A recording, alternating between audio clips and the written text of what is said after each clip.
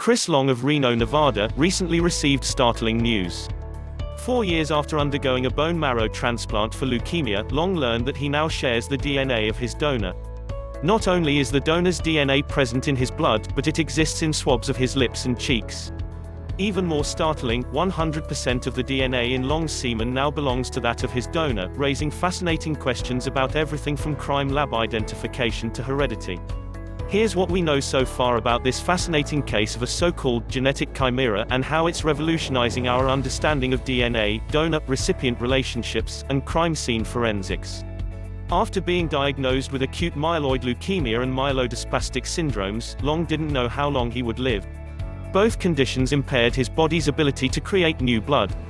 He turned to a matching site to find a compatible bone marrow transplant donor. After learning that Long would be receiving a transplant from a young man in Germany, Long's colleague, Renee Romero, who ran the crime lab, was intrigued. She asked Long if she could take multiple swabs for DNA testing, and he agreed. She knew that the donor DNA he received would start to take over his body if the transplant worked. But nobody guessed how far the extent of this takeover would progress. Just 3 months after his bone marrow transplant, Long showed signs of an incredible and necessary metamorphosis. The DNA in his blood now belonged to that of his German donor, someone he'd only communicated with through a handful of messages. It was encouraging news and proof that the procedure worked. The healthy blood cells of Long's robust donor were replacing the weak ones, sickening him, nothing surprising there. This result was the intended outcome of the procedure. But doctors, up to this point, had done little research beyond blood changes associated with transplants. That's why the Washoe County Sheriff's Department decided to dig deeper. About a year later, things took a decided twist when Long submitted to another round of DNA testing.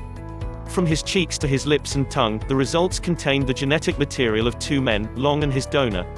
More shocking still, Long learned that the DNA in his semen now belonged exclusively to his donor, only his head and chest hair remained unaffected. In the context of forensics, the findings are having a ripple effect. Crime scenes labs all over the world rely on DNA evidence to prosecute criminal cases. Using this DNA comes with the assumption that it belonged to the suspect or somebody else at the crime scene. Who would consider the possibility of a donor's DNA muddying the forensic waters?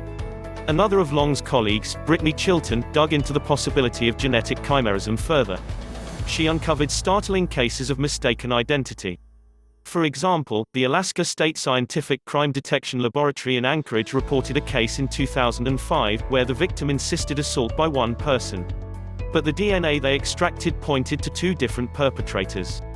Further investigation revealed the second instance of DNA to be that of her bone marrow donor.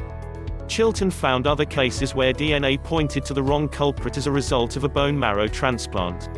Along with these cases came accounts of fraternal twins acquiring each other's DNA in the womb, fathers who feared infidelity due to confusing DNA results, and more.